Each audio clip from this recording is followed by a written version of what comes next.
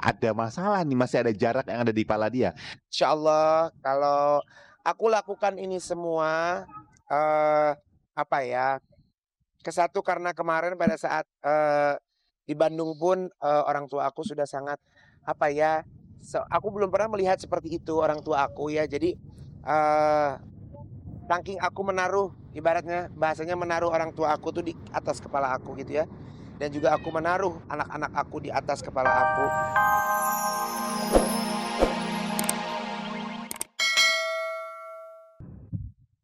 Halo selamat siang pemirsa, bagaimana kabar Anda hari ini? Seperti biasa selama 30 menit ke depan, saya Libra Akila akan menemani Anda untuk mengungkap fakta dan realita lewat mata kamera.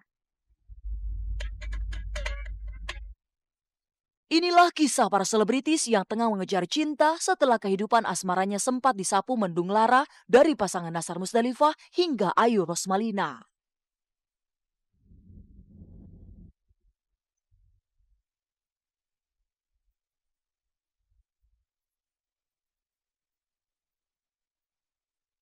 Kisah pertama datang dari pasangan Nasar Sungkar dan Haja Musdalifah yang kemarin sempat kembali pamer kemesraan di tengah gonjang-ganjing rumah tangga mereka. Sepertinya ada sesuatu di balik perhatian lebih dari Musdalifah di momen ulang tahun ke-27 Nasar. Maklum saja, perhatian yang lebih itu justru diberikan Musdalifah di saat ramai diberitakan kalau mereka tengah pecah kongsi dan akan segera mensahkan perceraian. Lewat kejutan spesial dan surprise party dini hari tanggal 5 Januari kemarin, Musdalifah seolah ingin merengkuh kembali hati Nasar agar mau ke pelukannya lagi. Apalagi sudah berbulan-bulan Nasar tidak kembali ke rumah Musdalifah, tapi memilih kembali ke Bogor ke rumah sang nenek atau tinggal di apartemen. Lantas benarkah kini Musdalifah tengah berusaha keras untuk mengejar kembali cinta Nasar pasca perang dingin di dalam rumah tangga mereka? Ya pokoknya, terima kasih deh, aku nggak bisa berkata-kata karena memang luar biasa banget. Nggak langsung dipakai karena kan aku bilang kata aku gini, aku kan sudah pernah bilang sama kalian, kado itu, muncik Sunda mah ulah dolog kitu kuno kitunya, ulah dolog kuno kitu. Dolog teh jangan maksudnya gini, yang penting buat aku adalah doa. Aku sih yang penting doa, bukan bentuk barang apapun gitu. Doa, kenapa doa? Karena doa ini tuh mencakup semuanya, mencakup kebahagiaan dunia, mencakup kebahagiaan akhirat, mencakup kebahagiaan yang hakiki. Jadi buat aku, semuanya yang penting doa doa doa itu aja. Idul Day ini kan momen Mas Nasar hari spesial ya. Jadi aku harus sama anak ya harus bikin support dia, maksudnya nyenengin lah, aku nyenengin walaupun keadaan seperti aku selalu ingat hari ulang tahun. Alasannya banyak ya. Jam tangan itu kan jam ya. Waktu mudah-mudahan beliau ada waktu buat anak, buat istri ya. Di momen spesial ulang tahun ke-27 Nasar, Musdalifah memang sengaja memberikan kado jam tangan mewah untuk mengetuk hati Nasar sang suami agar memiliki waktu lebih untuk anak dan istrinya. Entah karena terketuk hatinya atau justru merasa hadiah jam tangan mewah itu sebagai kado pahit baginya, Nasar pun tak mampu menahan air matanya di tengah surprise party yang disiapkan sang istri. Bahkan keduanya pun nampak berpelukan di tengah linangan air mata Nasar. Hasrat Musdalifah untuk merengkuh kembali hati suaminya seolah tercapai meski keduanya terlihat canggung saat berdekatan. Lantas, mungkinkah kado yang diberikan Musdalifah menjadi awal bentuk perdamaian atau justru kemesraan yang mereka tampilkan hanya untuk keperluan di depan kamera agar semua terlihat baik-baik saja? Ya saling memaafkan ya, yang namanya nggak pernah ketemu ya. eh Kangen ya, kangen, nggak bohong lah itu kangen. eh Rindu banyak lah, tiba-tiba tidak disangka-sangka ada momen seperti itu. Was-was ya ada ya, tapi kita berdoa aja. Mudah-mudahan ini kan kita sama anak-anak mau ngasih surprise buat Mas Santa kan di hari spesial kan. Alhamdulillah beliau datang.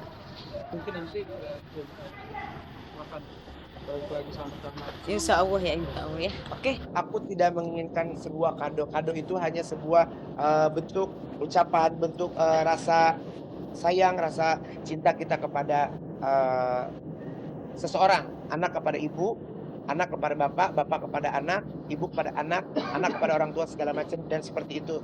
Jadi buat aku yang terpenting adalah doa.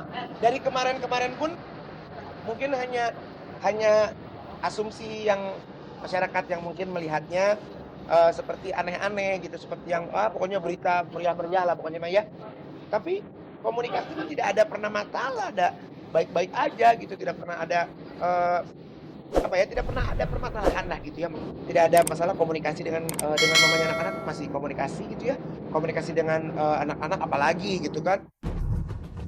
Setiap muncul di depan kamera, Nazar selalu mengaku rumah tangganya baik-baik saja. Begitu pula soal komunikasi dengan sang istri. Namun Musdalifah justru berterus terang kalau ada kerikil-kerikil tajam yang mulai menguji rumah tangganya dengan sang biduan dangdut.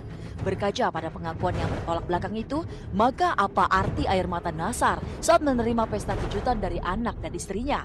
Benarkah jauh dari lubuk hatinya, Nazar memendam kerinduan akan momen kebersamaan yang seolah susah untuk mereka lakoni saat ini?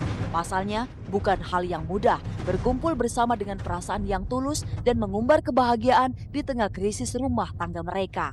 Atau justru air mata itu bentuk penyesalan sang biduan atas konflik rumah tangganya yang kadung terblow up oleh media. Acara ulang tahun kejutan buat Nazar ini merupakan hal yang katakanlah mengharukan. Ya, bahwa Nazar benar-benar terharu, benar-benar touch gitu ya. Ditandai dengan bahwa ketika dia menangis gitu, benar-benar alis itu arah pinggir alis itu ke arah bawah, ini juga arah bawah gitu. Itu inline. Ya, nggak bisa disangkal bahwa dia memang terharu. Yang menariknya adalah ketika Nazar harus diminta oleh teman-teman media untuk memeluk dan mencium. Ya bisa diartikan bahwa dia memang saking stunning istilahnya atau terkejutnya sambil dia terharunya dia lupa sesaat ya, stunning gitu ya, lupa sesaat. Tetapi ketika dia disadarkan bahwa ya cium dong, peluk dong, yang pertama kali dicari adalah bukan Musdalifah, tapi justru anaknya.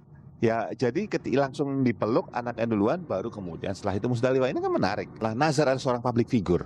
Kalau seorang public figure, dia biasanya bisa tanda petik berpura-pura di depan kamera, berpura-pura di depan teman-teman media untuk memberikan sebuah memberikan sebuah menghidangkan sebuah drama yang menarik. Di sini ketika dia melakukan itu dia setengah berhasil, tapi setengahnya dia nggak bisa menghilangkan sebuah pola bahwa dia masih ada masalah nih, masih ada jarak yang ada di kepala dia. Insya Allah kalau aku lakukan ini semua kesatu karena kemarin pada saat di Bandung pun orang tua aku sudah sangat aku belum pernah melihat seperti itu orang tua aku ya. Jadi saking aku menaruh, ibaratnya bahasanya menaruh orang tua aku tuh di atas kepala aku gitu ya. Dan juga aku menaruh anak-anak aku di atas kepala aku. Aku harus bisa ibaratnya merendahkan diri aku kepada Allah. Setiap manusia kan ada aja ujian, musibah.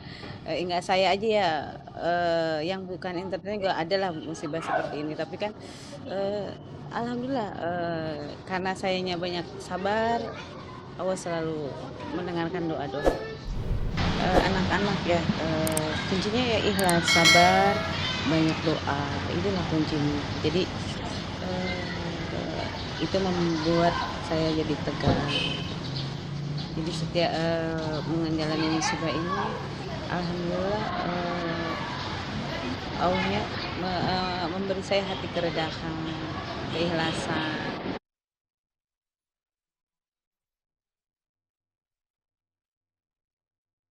Rangkulan dan ciuman serta air mata yang bergulir di ulang tahun Nazar seakan menjadi awal untuk merengkuh perdamaian. Tapi benarkah perang dingin Nazar dengan Musdalifah belum usai sepenuhnya hingga Nazar memilih kembali meninggalkan anak istrinya dan pulang ke rumah sang nenek?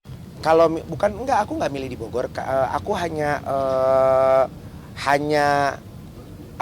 itulah suatu pilihan yang memang sulit.